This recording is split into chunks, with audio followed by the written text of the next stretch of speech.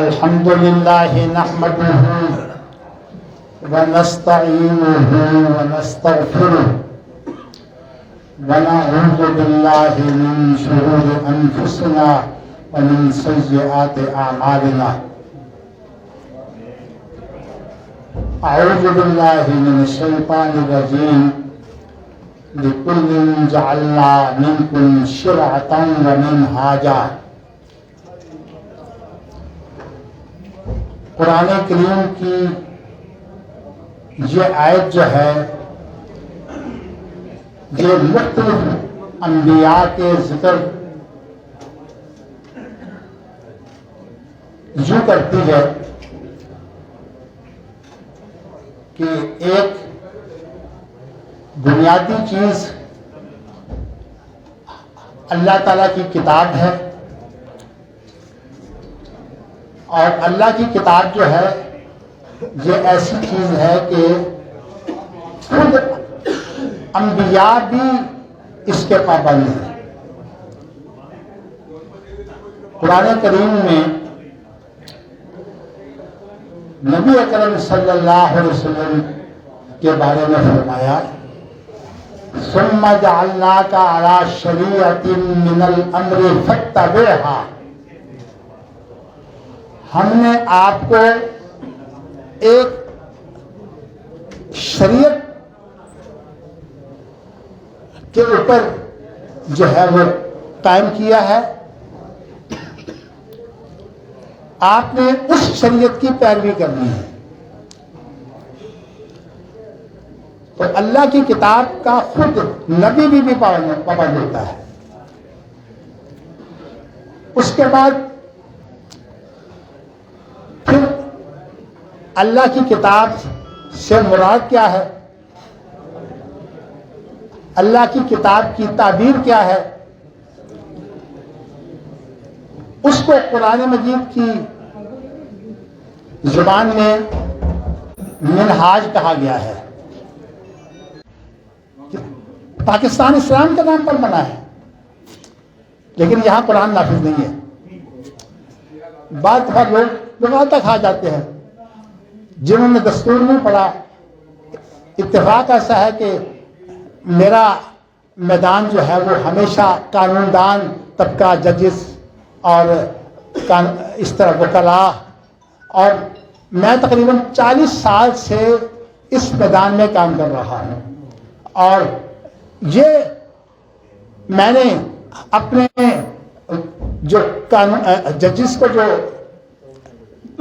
میرے لیکچر ہوتے تھے تقریباً 2.25 گھنٹے کا ایک لیکچر ہوتا تھا تاکہ کھل کر بات چیت ہو اور سوال و جواب ہو.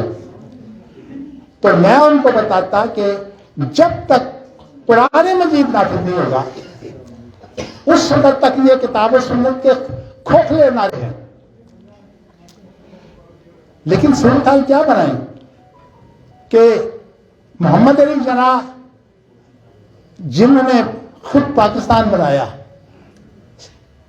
تقریباً 7-8 سال تک اتنی مرتبہ انہوں نے جو ہے وہ اس بات کا اعلان کیا کہ پاکستان کا دستور جو ہے وہ قرآن ہوگا. خاص طور پر میں ایک حوالہ دے دیتا ہوں. حیدرآباد دکن میں آپ جو ہے وہ تقریر کر رہے ہیں. قانون دانوں نے سوال کیا کہ پاکستان کا دستور کیا ہوگا. انہوں نے کہا کسی دستور کے بنانے کی ضرورت نہیں ہے. پاکستان کا دستور آج سے 1400 سال پہلے جو ہے وہ قرآن کی صورت میں بن گیا. پاکستان میں وہ نافذ ہوگا. کہاں ہے وہ؟ آج 75 سال جو ہے وہ اس سے زیادہ ہو گئے. وہ دستور کہاں ہے؟ قرآن دستور نہیں ہے. لیکن اللہ تعالیٰ دنیا کے اندر حجت قائم کرنے کے لیے یہ کام کرتے ہیں. سعودی عرب کوئی معصوم لوگ نہیں ہیں، انسان ہیں. انسانوں کی جو کمزوریاں ہوتی ہیں وہ ان کے اندر موجود ہیں. لیکن ایک خیر ہے، اور وہاں کے علماء چونکہ میں اور میرے بھائی علامہ احسان علی ظہیر دونوں اکٹھے رہے ہیں. ہر جمعرات کو ہم اکٹھے بیٹھتے تھے.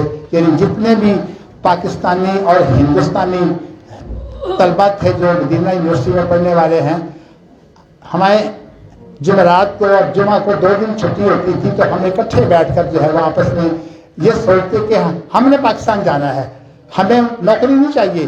اس وقت یہ طریقہ کار تھا کہ سعودی عرب افریقہ میں اور اس طرح کے ملکوں میں جو ہے وہ لوگوں کو مبوس بنا کر بھیجتا تھا، لیکن میں نے، علامہ احسان علی ظہیر نے اور دوسرے ساتھیوں نے کہا کہ جی ہم نے پاکستان جانا ہے، ہمیں یہ تنخواہیں جو سعودی عرب دیتا ہے ہمیں اس کی ضرورت نہیں ہے۔ مجھے جو ہے وہ 1979 کے اندر جو ہے وہ کہا گیا کہ آپ ہماری تنخواہ لیں۔ اس وقت تو 3000 ریال تھی، لیکن اب صورتحال یہ ہے کہ جس ادارے کا میں سربراہ ہوں اس کے جو ہیڈ ہیں وہ سعودی عرب کی سب سے بڑی یونیورسٹی امام محمد بن سعود یونیورسٹی، جس میں 1.5 لاکھ اسٹوڈنٹ ہیں اور جس کا کیمپس جو ہے وہ گجرات ہمارے شہر کے برابر ہے۔ انہوں نے مجھے پیشکش کی کہ جو انٹرنیشنل یونیورسٹی اسلام آباد کے اندر جو ہیڈ ہے وہ میں نے سعودی مقرر کر دیا ہے، اور اس کو جو تنخواہ دیتا ہوں میں تمہیں وہ تنخواہ دوں گا۔ میں نے کہا جی بات یہ ہے کہ مجھے تنخواہ نہیں دینی۔ ویسے یہ بات میں ختم کر دیتا ہوں اس لیے کہ اس وقت میرے بائیں میرے بیٹے سب سے چھوٹے بیٹے ہیں ڈاکٹر حافظ حمزہ مدنی۔ جب میں نے انکار کر دیا تو انہوں نے کیا کام کیا کہ میری تنخواہ جو ہے وہ میرے بیٹے ڈاکٹر حافظ حمزہ مدنی کو، اور میری چونکہ ماشاءاللہ اللہ نے 6 بیٹیاں دی ہیں، 4 بیٹے ہیں، چاروں بیٹے پی ایچ ڈی ہیں، اور 6 بیٹیوں میں سے بھی 4 پی ایچ ڈی ہو چکی ہیں، باقی کر رہی ہیں، بہو بھی الحمدللہ ایسی ہی ہیں۔ تو ایک میری بیٹی کو جو ہے وہ انہوں نے اپنی یونیورسٹی کی طرف سے تنخواہ لگا دی، اور اللہ کا شکر ہے کہ اللہ تعالیٰ نے برکت دی ہوئی ہے۔ میں آپ کو یہ بات بتانا چاہتا ہوں کہ سعودی عرب میں خیر کیوں ہے، کون سی خیر ہے جس کی وجہ سے آج بھی خرابی اگر پیدا ہو پھر بھی ہم سعودی عرب کا نام نہیں چھوڑتے۔ اس کی وجہ یہ ہے کہ دنیا میں 57 اسلامی ملکوں کے اندر صرف ایک ملک ایسے ہے جس کا دستور قرآن مجید ہے، اور وہ سعودی عرب ہے۔ علماء وہاں کے حقیقی حکمران ہیں، اگرچہ حقیقی حکمران جو ہے وہ محمد بن سعود جن کے نام پر یونیورسٹی ہے ان کی اولاد میں ہوتا ہے، لیکن ہمیشہ علماء جو ہے وہ ان کے ساتھ ہوتے ہیں۔ آپ نے سنا ہوگا شیخ محمد بن عبد الوہاب، ان کی اولاد جو ہے وہ آل شیخ کہلاتی ہے، ہمیشہ جو ہے وہ چند ایک وزیر ان سے دیے جاتے ہیں۔ اس وقت مدینہ یونیورسٹی کا جو سربراہ ہے وہ بھی جو ہے وہ اسی طرح ہے۔ اسی طرح میں نے آپ کو بتایا سعودی عرب میں یہ خیر ہے، اور میں یہ آپ کو بتاؤں کہ انشاءاللہ میں نے یہاں 50 رسالے بھیجے تھے۔ جب میں نے افغانستان کے اندر طالبان کی حکومت قائم ہو گئی تھی، میں اس کی تفصیل میں نہیں جانا چاہتا، تو طالبان کو میں نے یہ مشورہ دیا تھا کہ تم اگر مسلمانوں کے اختلافات سے بچنا چاہتے ہو تو تمہارے پاس جو ہے وہ قرآن مجید ہے۔ تمہیں کہا جا رہا ہے کہ افغانستان کا دستور کیا ہے، تم اعلان کر دو کہ پاکستان کا کوئی دستور نہیں ہے، پاکستان کا دستور جو ہے وہ کتاب اللہ ہے، قرآن کریم ہے۔ اس لیے میں نے یہاں بھیجے تھے کہ یہاں جو اہل علم موجود ہیں ان کو دے دیے جائے۔ تو میں بتانا یہ چاہتا ہوں کہ یہ چیز جو ہے یہ صرف سعودی عرب کی بات نہیں ہے۔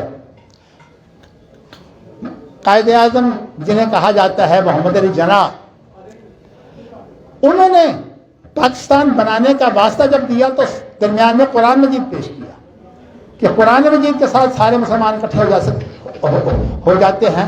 تو انشاءاللہ تعالیٰ وہ لمبی باتیں ہیں، یہ بات کا اگر محمد علی جناح کہتے ہیں تو وہ بہت بڑے قانون دان تھے۔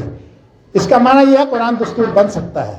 اور میں کہتا ہوں اس سے بڑی جو بات ہے وہ یہ ہے کہ آپ کو پتا ہے کہ الہامی کتاب جو ہے یہ قرآن مجید الہامی کتاب ہے نا، اس لیے وہ دستور ہے. کسی اور ریاست کا بھی دستور ہے الہامی کتاب نہیں. آپ کو پتہ نہیں، ایک ریاست جو مسلمانوں کی سب سے بڑی دشمن ہے اس کا دستور تورات ہے. اب آپ کو میرے خیال میں سمجھ آ گئی ہوگی. اسرائیل کا دستور تورات ہے. چونکہ میں نے اب ججوں کو پڑھایا ہے 40 سال، اور ایک ایک چیز جو ہے وہ دستور کی، میں یہ تو نہیں کہتا، اللہ کا شکر ہے قرآن کا حافظ ہوں، اور مجھے الحمدللہ کوئی بھی قانون دان جو ہے وہ میرے ساتھ گفتگو کرے تو میں یہ دعویٰ کرتا ہوں کہ جب تک پاکستان میں قرآن کا نفاذ نہیں ہوگا خیر نہیں آئے گی. مگر میں یہ بات کہنا چاہتا ہوں کہ اسرائیل نے جب تورات کو دستور بنا لیا تو اس کا معنی یہ ہے کہ دنیا کے اندر الہامی کتاب دستور ہو سکتی ہے. اور میں آپ کو بڑی ہی دکھ کی بات بتاؤں، جہاں جو لوگ اسلام کے نام پر جو ہے وہ قربانیاں بھی دیتے ہیں اور کہتے ہیں ہم ہر شہادت قبول کرنے کے لیے تیار ہیں، جب ان سے پوچھا جائے کہ تم نعرے لگاتے ہو اور قرآن اور دستور ہے، نہ قرآن ہمارا دستور ہے، کیا قرآن کو دستور پاکستان کا بنا دیا جائے؟ کہتے ہیں نا، قرآن دستور نہیں بن سکتا. میں اگر آپ کو نام لے دوں تو آپ جو ہے وہ کہیں گے مدنی صاحب اتنی بڑی بات آپ نے کر دی ہے کہ قرآن دستور نہیں بن سکتا، اور اس کے اندر اہل حدیث بھی شامل ہیں اور لوگ بھی شامل ہیں. میں اس لیے بات کرتا ہوں مغالطہ نہ رہے. تو اصل چیز جو ہے وہ یہ ہے کہ جب تک ہم قرآن مجید کو دستور نہیں مانتے، اور یہ بات میں آپ کو بتاؤں کیونکہ میرا جو ڈاکٹریٹ ہے وہ اصول اجتہاد پہ ہے، یعنی کتاب کوئی دلیل پکڑی جاتی ہے اور کتاب و سنت کو جب اختیار کیا جاتا ہے یا اسے نافذ کیا جاتا ہے نئے سے نئے حالات میں، تو اس انداز کو جو ہے وہ کہا جاتا ہے منہاج. یعنی نبی اکرم صلی اللہ علیہ وسلم کی سنت چونکہ اب اسی طرح محفوظ ہے جس طرح قرآن محفوظ ہے، اس لیے، اور اس کے بعد تبع تابعین، نبی اکرم صلی اللہ علیہ وسلم سے لے کر یہ 3 زمانے آپ کا ارشاد ہے کہ یہ بہتر ہے، سب سے بہتر ہے، اور اسی طرح ترجم ہوتا جائے گا. ہماری جو ہے وہ اصل جو سارے مسلمانوں کے اختلافات ہیں وہ یہ کیا ہے کہ قرآن کتاب و سنت کا نام تو ہر ایک لیتا ہے، کنفرنس نہیں کرتے. کیا دیوبندی کتاب و سنت کانفرنس نہیں کرتے؟ کیا جو ہے وہ بریلوی کتاب و سنت کی کانفرنس نہیں کرتے؟ کیا ملحدوں کا جو امام ہے اس کا نام لینے میں کوئی حد نہیں ہے، غامدی کتاب و سنت کا نام نہیں لیتا؟ پھر بات کیا ہے؟ اختلاف کیا ہے؟ اختلاف اصل میں منہج کا ہے کہ اس کی تفسیر و تعبیر جو کتاب و سنت کی ہے اس کا طریقہ کار کیا ہو. امام مالک کا ایک قول ہے کہ لن یصلح آخر هذه الامت الا بما صلح به اولها. یہ امت جو ہے اس وقت تک صحیح نہیں ہوگی جب تک کہ وہ طریقہ نہ اختیار کرے جو پہلے لوگوں نے اختیار کیا تھا. ہمارے ہاں لوگ اہل حدیث کہلاتے ہیں، اور میرے بھائی علامہ احسان علیہ ظہیر نہایت غیرت مند تھے، اور انہوں نے اپنی زندگی کا مشن یہ بتایا تھا کہ میں نے یہ جو فرقے ہیں ان کا رد کرنا ہے اور میں نے مسلک اہل حدیث کی خدمت کرنی ہے. یہ جب ہماری ہر جمعرات کو میٹنگ ہوتی اور بھی بڑے لوگ اپنے اپنے پروگرام پیش کرتے ہیں، کہتے ہیں میں پاکستان میں جاؤں گا تو یہ کام کروں گا. اللہ تعالیٰ نے ان کو توفیق دی، لیکن اللہ کے پاس ہر ایک کا ایک وقت مقرر ہے. وہ 1987 میں شہید ہو گئے. इन्ना लिल्लाहि व इन्ना इलैहि राजिऊन।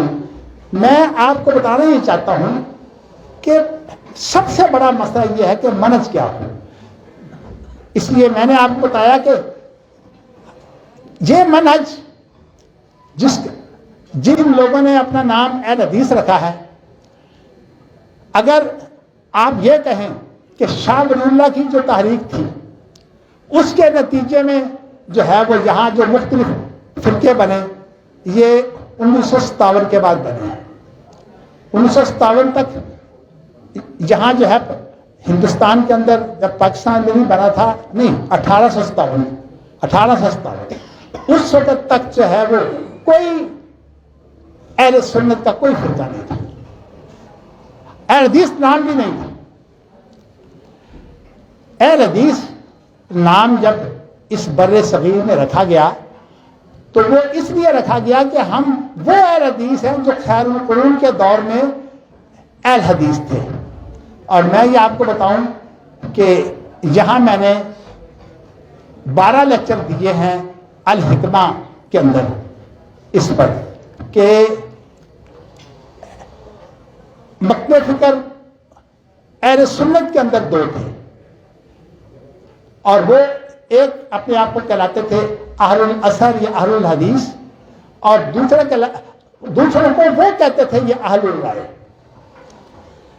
ये 2 फिरके थे। लेकिन ये आपको बताऊं कि जब यहाँ अहले हदीस नाम इख्तियार किया गया, जब थोड़ी सी छूट मिली, इजाजत मिली, तो उस वक्त, लेकिन अंग्रेज की साजिश थी, उसमें जो है वो फिर एक अहले हदीस नहीं, उसमें जो है वो देवबंदी एक अलग फिरका बना दिया, बरेलवी अलग फिरका बना दिया। इसलिए हमारे बड़े मौलाना दाऊद गजनवी रहमतुल्लाह अलैह जो हैं वो कहा करते थे, अबू कलाम आज़ाद कहा करते थे, मौलाना अब्दुल कादिर कुसूरी, ये अकाबिर अहले हदीस है, ये कहा करते थे कि हम फिरका नहीं है, हम इस्लाम का नुमाइंदा मक्तब फिक्र है, यानी हम इस्लाम के तर्जुमान हैं। हमें ये जो इम्तियाजी मसाइल के मुनाजरे हैं, हमें ये नहीं चाहिए। ये हमें तकसीम करते हैं, एक एक मसले पर जो है वो फिरका खड़ा हो जाता है। तो मैं बताना ये चाहता हूँ कि हमारी इस बर्रे सगीर में जब अहले हदीस की इब्तिदा हुई, मुश्किल एक थी। मुश्किल ये थी कि काम तो बहुत अरसे से अहले हदीस का हो रहा था, बल्कि देवबंद खुलने से 25 साल पहले सैयद नजीम हुसैन देलवी रहमतुल्लाह अलैह ने 1842 में जो है वो मसनद शाह इसहाक देलवी, शाह वलीउल्लाह के ख़ानदान की मसनद थी, वहाँ बैठकर जो है वो पढ़ाना शुरू किया, जिनका लक़ब शेखुल कुल फिल कुल है। 25 साल बाद 1867 में जो है वो देवबंद बना है। तो मैं कहना ये चाहता हूँ कि उन्होंने ये काम शुरू किया कि तदरीस के जरिए से जो है वो उन्होंने काम किया। और ये भी आपको बताऊँ कि इसराइल की पूरी मशीनरी जो है वो एक यूनिवर्सिटी बनाई गई थी 1924 में, उसका नाम था इब्रिया यूनिवर्सिटी, इब्रानी से, या हब्रिया यूनिवर्सिटी, इसलिए कि यहूदी अपने उलमा को हबर कहते हैं, जिसकी जमा अहबार है। उस यूनिवर्सिटी में वो पूरी की पूरी मशीनरी तैयार हुई जो इस वक्त इसराइल को चला रही है।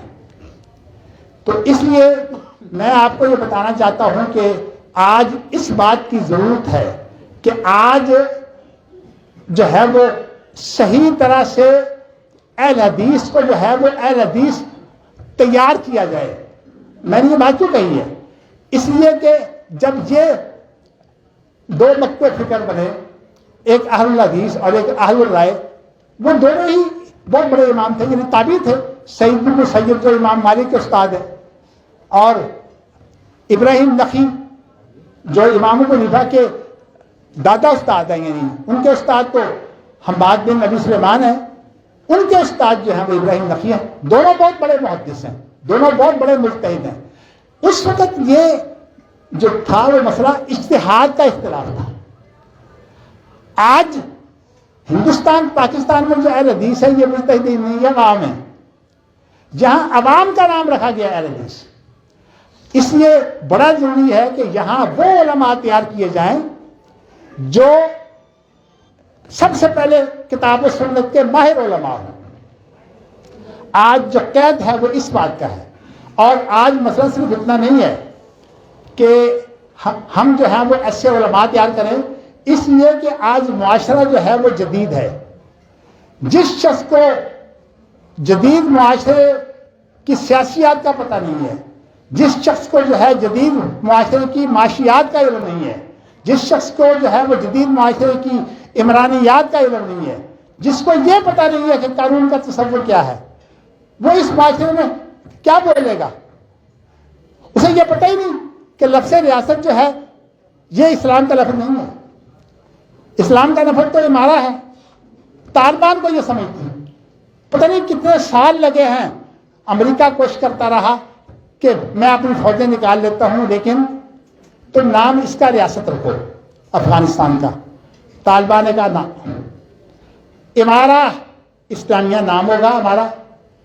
اس لیے کہ عمارت میں اور ریاست میں بہت بڑا فرق ہے. میں اس وقت صرف مثال دے کر آگے بڑھنا چاہتا ہوں، اس لیے کہ یہ بات لمبی ہو جائے گی. انشاءاللہ اللہ توفیق دے، زندگی دے. صورت یہ ہے کہ میں نے یہ آپ سے کہا ہے کہ کتاب و سنت کا نعرہ تو سب مارتے ہیں. ہمیں جب موقع ملا تو ایک وقت ایسا آیا جب کہ 1985 کے اندر سینٹ کے اندر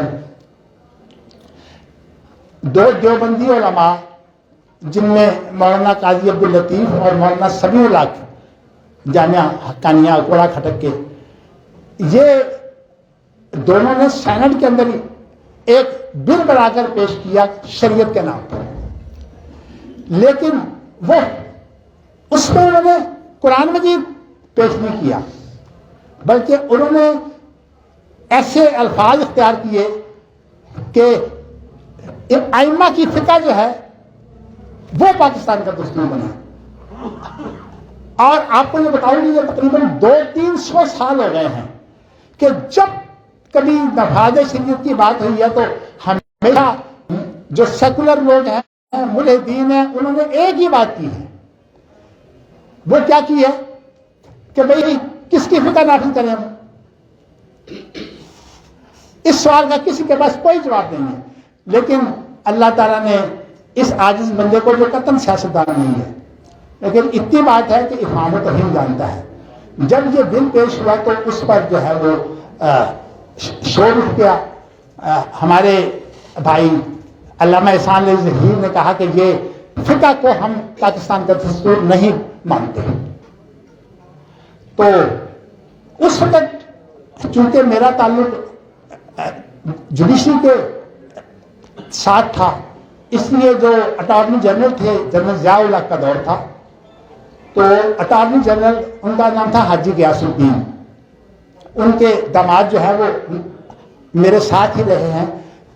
کچھ عرصہ پہلے کورونا کی وجہ سے ان کا انتقال ہوا ہے. سپریم کورٹ کے چیف جسٹس رہتے جسٹس منیر شیخ. تو میں بتانا ہی چاہتا ہوں کہ انہوں نے کیا کام کیا کہ انہوں نے تمام مکتب فقہ جو تھے ان کو اکٹھا کر دیا. اس میں دیوبند میں مفتی مسعود نعیمی، بریلیوں میں مفتی مسعود نعیمی، دیوبندی میں مولانا اجمل خان جو مولانا امجد کے والد ہیں وہ، جماعت اسلامی کے امیر، اور اہل حدیثوں میں سے میں، حافظ عبدالرحمن مدنی، اور قانون دانوں میں سے ایک قانون دان جو تھے وہ ہمیشہ شریعت کے نفاذ کے لیے بڑی محنت کرتے ہیں. اور ہر معاملے میں وہ حیات ہے، لیکن زیادہ عمر ہونے کی وجہ سے وہ انگلینڈ میں اپنے بیٹے کے پاس ہوتے. کا نام ہے محمد اسماعیل قریشی. اور میں آپ کو بتاؤں کہ ہم نے یہ کام کیا کہ اس کے بعد ہم نے اس شریعت بل کی اصلاح کا کرنی تھی، اور اس اصلاح کے لیے ہم تمام کے تمام لوگ کتنے دن جو ہیں وہ حاجی غیاث الدین جو تھے اٹارنی جنرل، ان کے گھر میں اکٹھے ہوتے رہے. تو میں نے ایک بات کہی، میں نے کہا اگر مسلمان جو ہیں وہ شریعت پر متفق ہے تو لفظ صرف دو ہیں کہ شریعت سے مراد کتاب و سنت ہے. ویسے میں آپ کو بتاؤں کہ شیخ الاسلام ابن تیمیہ نے شریعت کی تعریف کی ہے کہ اس سے مراد کتاب و سنت ہے. تو میں نے کہا کہ کوئی اختلاف کرتا ہے، کئی لوگوں نے جو ہے وہ اختلاف کیا، لیکن میں نے کہا کہ لاؤ کتاب و سنت کے مقابلے میں وہ چیز. ویسے تو مجھے خطرہ ہے کہ بات جو ہے وہ میری کٹ جائے گی، اس لیے کہ ٹائم بڑا تنگ ہے، مگر میں بتانا ہی چاہتا ہوں کہ ہم نے وقتی طور پر بریلوی حضرات کو آگے کیا تاکہ مسلمان اکٹھے ہو جائیں، لیکن ہماری پریس کانفرنسوں کے مقابلے میں جو ہے وہ جب یہ جو صحافی ہیں یہ عام طور پر اعتراض کر دیتے، کہنے لگے بریلویوں کا جو بڑا تھا اس پر مفتی عبدالقیوم پریس کانفرنس کر رہے تھے، انہوں نے کہا جی آپ نے کتاب و سنت چھوڑ دی ہے؟ انہوں نے کہا نہیں، اگر ہم نے کتاب و سنت پر جو ہے وہ تمام نے اتفاق کر لیا ہے تو ہماری فقہ کتاب و سنت کے اندر داخل ہے، وہ خود بخود آ جائے گی۔ میں بتانا یہ چاہتا ہوں کہ اس پر اتفاق ہے، لیکن سب سے بڑی سازش یہ ہے کہ کتاب و سنت نہ آئے اور سب کچھ گوارا ہے۔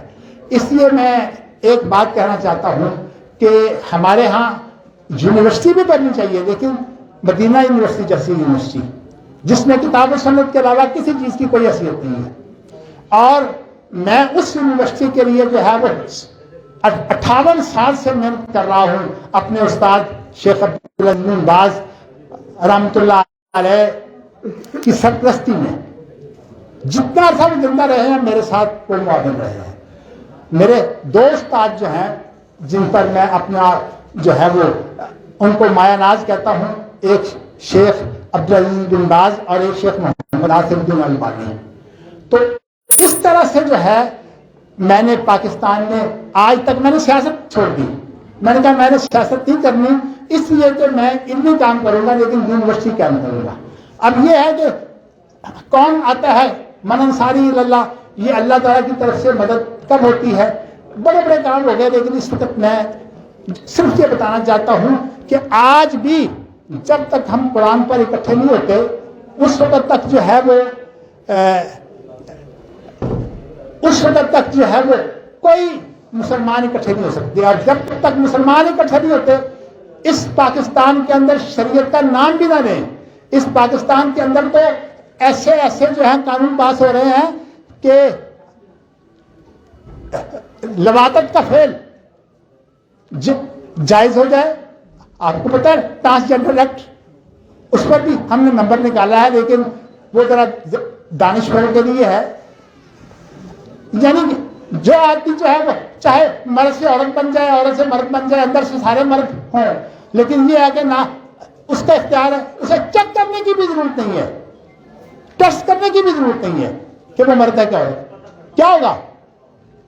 بالکل وہی صورتحال بنے گی کہ جو امریکہ اور اس طرح کے وہاں پر ایسا ہوا کہ بچہ پیدا کرنے کے بعد مرد جو ہے وہ عورتیں بنے ہیں۔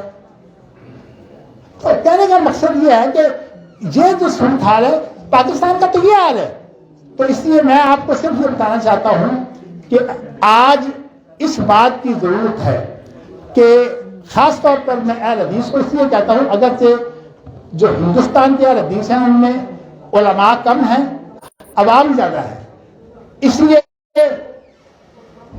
ان کے علماء کو جب تک اس کام کے لیے تیار نہیں کیا جاتا کہ وہ کتاب و سنت کے ماہر ہوں اور اس منہج سے واقف ہوں جس کو منہج سلفی کہا جاتا ہے، جو سلف کا منہج ہے، اس وقت تک جو ہے وہ جھگڑے ختم نہیں ہو سکتے، نہ فقہ حنفی پر اتفاق ہو سکتا ہے اور نہ فقہ حنفی کو شریعت کہا جا سکتا ہے۔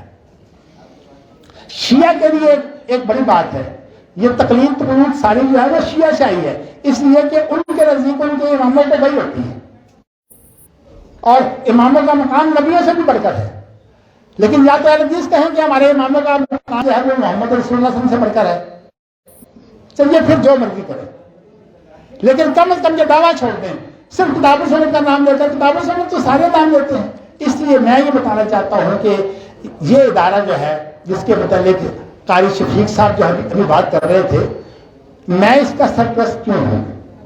میں اس کا سرپرست اس لیے ہوں کہ اس ادارے کے اندر علماء کو جو ہے تربیت دی جاتی ہے، لیکن میں آپ کو بتاؤں کہ میرے بھائی علامہ احسان ظہیر مجھ سے 5 سال چھوٹے تھے، میری عمر اس وقت 84 سال کے قریب ہے، تو اس عمر میں اب ظاہر ہے کہ اور کچھ بھی نہ ہو بڑھاپا خود، لیکن یہ اللہ کا شکر ہے کہ میرا جذبہ ابھی بھی جوان ہے اور میں اپنی مختلف عوارض جو بڑھاپے کی وجہ سے عائد ہوتے ہیں، ان کے باوجود اس بات کے لیے جہاں کہیں علماء کی تربیت ہوگی، میں انشاءاللہ تعالیٰ بغیر کسی دھیلے کے، میں الحمدللہ کسی لیکچر کا کوئی پیسہ وصول نہیں کرتا، نہ گاڑی کا پیٹرول لیتا ہوں، اور نہ میں چائے پیتا ہوں، میں چائے تک نہیں پیتا۔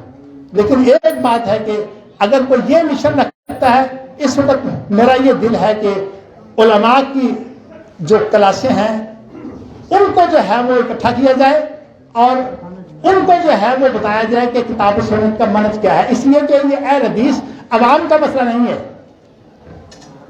یہ مجتہدین کا مسئلہ ہے۔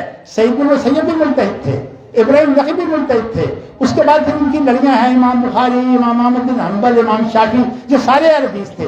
ادھر امام ابو حنیفہ کی ایک لڑی ہے جس کے اندر امام محمد بن حسن شیبانی ہیں، امام ابو یوسف ہیں، دیگر ہیں۔ اصل بات یہ ہے کہ یہ بات علماء کو سمجھائی جا سکتی ہے، یہ عوام کی بات نہیں ہے۔ اس لیے میں یہ کہنا چاہتا ہوں کہ آج اس طرح کے ادارے کھلیں، اور یہ ادارے انشاءاللہ تعالیٰ جب کھلیں گے تو ان سے جو لوگ تیار ہوں گے، مجھے امید ہے انشاءاللہ تعالیٰ کہ اگر اللہ نے مجھے بلا لیا بڑی عمر کے اعتبار سے، تو انشاءاللہ وہ لوگ جو ہے یہ اسرائیل کی جو یونیورسٹی ہے ابریہ یا حبریہ، اس کے مقابلے کی یونیورسٹی انشاءاللہ تعالیٰ جو ہے وہ پاکستان میں اور لاہور میں قائم ہوگی۔ تو میں اس ادارے کے سلسلے میں آپ حضرات کو جو ہے وہ توجہ دلانا چاہتا ہوں کہ یہ میری سوچ ہے جس کے اوپر قاری شفیق صاحب جو ہے یہ عمل کر رہا ہے، اور چونکہ مجھے پتا ہے کہ جہاں قانون دان بھی پڑھاتے ہیں، تو قاری صاحب نے قانون دان جو ہے اس میں کتاب و سنت کا تو نام بھی نہیں ہے، لیکن اگر کہیں نام ہے نا تو وہ یہ نہیں کتاب و سنت کا نفاذ ہوگا، وہ یہ کتاب و سنت سے جو ہے وہ انجنکشنز آف اسلام تیار کیے جائیں گے۔ انجنکشنز آف اسلام انگریزی زبان کا لفظ، اس کا معنی ہوتا ہے اسلامی پابندیاں، یعنی اسلام کا نام رکھا ہے پابندی، حالانکہ اسلام پابندی ہے ہی نہیں۔ قرآن مجید میں اللہ کے رسول صلی اللہ علیہ وسلم کا مشن کیا ہے؟ یحل لهم الطیبات ویحرم علیہم الخبائث ویضع عنہم اصرہم والاغلال التي کانت علیہم۔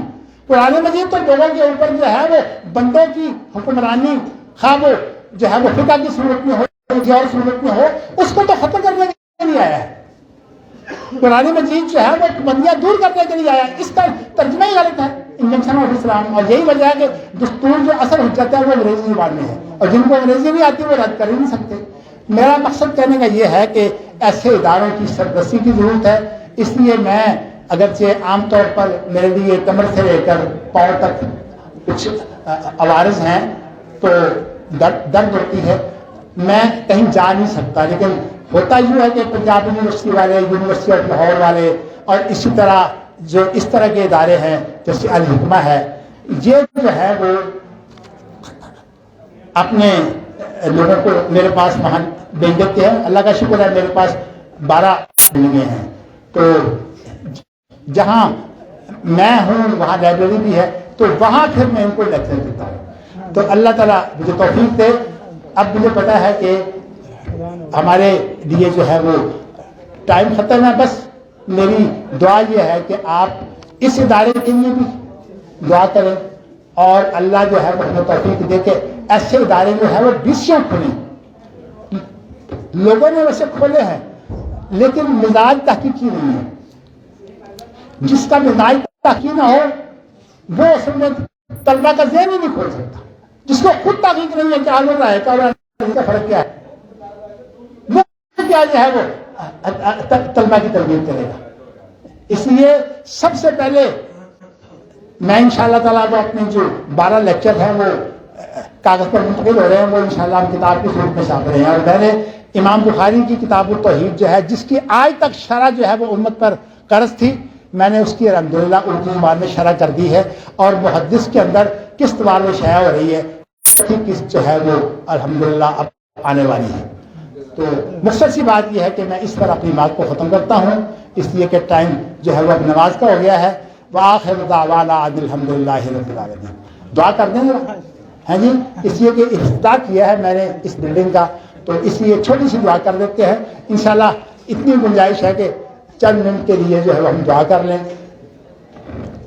الحمدللہ رب العالمین الرحمن الرحیم مالک یوم الدین اللہم صلی علی محمد وعلی آل محمد کما صلیت علی ابراہیم وعلی آل ابراہیم انک حمید مجید اللہم بارک علی محمد وعلی آل محمد کما بارکت علی ابراہیم وعلی آل ابراہیم انک حمید مجید اللہم انفعنا بما علمتنا وعلمنا ما ينفعنا وزدنا علما اللہم لا تسلط علينا من لا يخافك فينا ولا يرحمنا اللهم اجعل ولايتك في من خافك واتقاك يا رب العالمين اللهم ربنا اننا مغلوبين